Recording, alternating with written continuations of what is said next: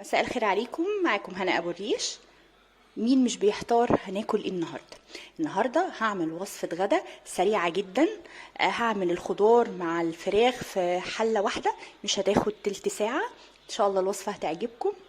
ويلا بقى، اللي لسه ما اشتركش في القناه يعمل سبسكرايب ولايك وشير عشان يوصل لكم مني كل الوصفات الجميله باذن الله. يلا بينا نعمل اسرع غدا وقيمه غذائيه عاليه وبابسط طريقه ومكونات كلها عندنا في البيت. سخنت بقى الحله عندي، هنزل كده بمعلقه زيت وهحط كمان معلقه زبده معايا. الاكله سهله وما فيهاش مقادير، يعني الكميه اللي انتي بتفضليها. اول ما احط الزبده كده عشان ما تتحرقش، انا مقطعه بصلتين مكعبات، هنزل بيهم كده واخليهم ياخدوا تشويحه. اكله سهله وسريعه، انت جايه من الشغل وعايزه حاجه بسرعه تتعمل، مفيش اسرع من الاكله بتاعتنا دي، وفيها خضار وفيها كل حاجه وبروتين، يا دوبك شويه رز بس يتعملوا جنبها. هنزل بقى بشويه الملح وانا بقلي البصل، بيخرج الميه بتاعته، بيتساعد ان هو يدبل بسرعه. تمام، واخده كده تشويحه. انا مش عايزه لونه يتغير، انا عايزاه بس يعني يتحول للون ذهبي وشفاف بس معايا اهو، زي ما احنا شايفين كده. هو كده وصل للون اللي انا عايزاه. تمام، بعد ما وصل لونه كده انا عندي وراك مخليه اللي هي الشيش، هنزل بيها كده، هخليها تتشوح مع البصل عندي. النار تبقى عاليه عشان ما تقعدش تنزل في الميه بتاعتها. طبعا الكميه بتاعتها زي ما انت عايزه. انا هنا عامله حوالي كيلو الا ربع من الوراك المخليه عندي، كده انزل بيها كده كلها. تمام، انا عايزه اشوح الوراك المخليه عندي دي. تمام، هخليها بس لونها يبيض كده من ناحيتين وتاخد لون ذهبي خفيف زي ما احنا شايفين. هقلب بقى الناحيه التانيه واسيبها تتشوح برضو بنفس الطريقه كده. تمام قوي بقى، عندي هي اتشوحت من ناحيتين والبصل كمان خد لون شويه كمان، اغمق معايا شويه كمان. تمام كده، هبتدي انزل عندي بالبهارات. البهارات بتاعتها طبعا انا هحط لكم كل المقادير بالظبط في صندوق الوصف.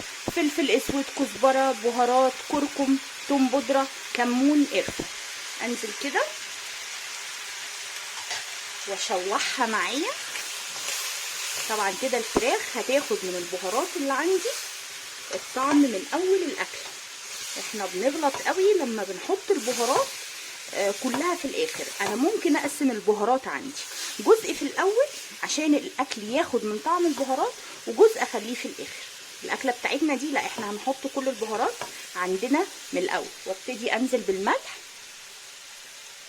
برضو. مقدار الملح ده بقى بتاعك، يعني على حسب ما انتي شايفه اهو، واخليها تاخد تشويحه. اكله سريعه وبجد طعمها حلو قوي وفي الانجاز، يعني ما بتاخدش وقت معايا. بعد ما خدت التشويحه ديت هبتدي انزل بالخضار بقى اللي عندي كله. انا مقطعه بطاطس مكعبات صغير زي ما انتوا شايفين كده عشان ما تاخدش وقت معايا اهو. ومقطعه برضو جزر برضو نفس الكلام، مكعبات برضو صغيره اهو. اشوحهم بقى مع الفراخ والبهارات. الريحه طلعت حلوه قوي قوي قوي. هبتدي اشوح كده. عايزه الخضار ياخد لون بسيط كده ويتغطى عندي كله البهارات اللي انا حطاها. التشويحه ديت بتفرق جدا في الطعم. الخضار هيبقى ليه طعم كده جميل، وهياخد من طعم البهارات والفراخ اللي عندي اهو. مفيش يعني هي دقيقتين. شايفين لما اتاكد ان كل الخضار عندي خد من البهارات واتغطى كويس اهو، زي ما انتوا شايفين كده. الالوان شكلها حلو قوي والريحه جميله جدا جدا جدا. نشوح كده. بصوا عندي انا مش عارفه باين ولا لا، في الحله من تحت شويه من البهارات لزق. مفيش مشكله خالص. انا لما ابتدي احط السائل عندي تطلع لي البهارات ديت في الاكله بتاعتي تاني. اشوح بقى كده يعني 3 دقايق كمان.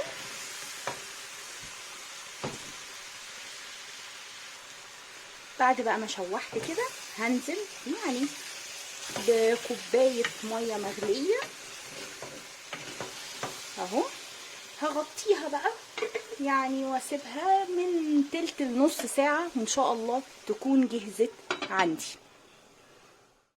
اول ما تبتدي تغلي عندي كده هقوم مهديه النار واسيبها يعني ربع ساعه كده، ان شاء الله هتكون جهزت معايا. بس في تريكات كده في الاخر هنضيفها ان شاء الله.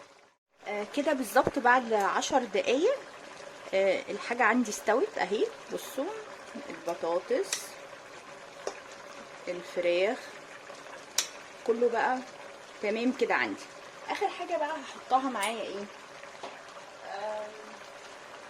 انا سلقه حمص شام وحاطه معاه صلصه طماطم متسبكه، دي حوالي كوبايه. هحطها كده.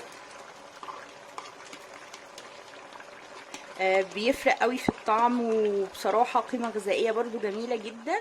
وجربوها ان شاء الله هتعجبكم. وبرضو هنزل ايه كمان بفلفل الوان، اخضر اصفر احمر، مش موجود الوان عادي جدا، استعملي الاخضر بس. وهديها بقى كده تقليبه.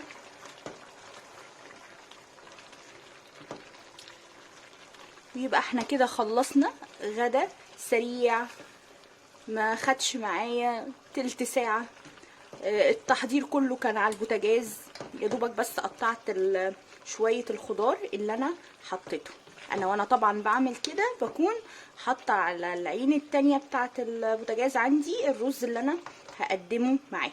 هسيبها بس تغلي يعني 5 دقايق، ان كل حاجه بقى الصلصه اللي حطيتها والحمص والفلفل ياخدوا معايا من الطعم بتاع الفراخ والبهارات وكل حاجه احنا حاطينها. بعد بقى ما سبتها تغلي خلاص انا هقفل عليها. قبل ما اقفل هحط مفيش معلقتين من الشبت الفريش. بيفرقوا جدا في الطعم والريحه. يعني بصراحه اكله سريعه. هستنى ان شاء الله تجربوها وتقولوا لي رايكم فيها ايه اهو. احنا كده هنقفل عليها خلاص. تعالوا بقى كده نغرف شويه من الخضار عندي اهو، وقطعه من صدور الفراخ عندي. وتعالوا نشوف استوت معانا ازاي. بصوا ما شاء الله اهو. الجزر، البطاطس اهي، الفراخ معايا استوت على الاخر، ما بتطلعش اي ميه. الطبق شكله حلو قوي. احنا كده خلصنا وصفتنا. يلا بقى نقدمها ونشوف ممكن نقدمها ازاي. وكده خلصنا اكلتنا السريعه جدا. الشيش طاووق او الوراك المخليه بالخضار، فكره حلوه وجديده. انا هقدمها مع رز بالشعريه. يا رب تجربوها وتعجبكم. هستنى آرائكم فيها، واستنوني بقى دايما في وصفات سهلة وسريعة وبسيطة ومتجددة إن شاء الله.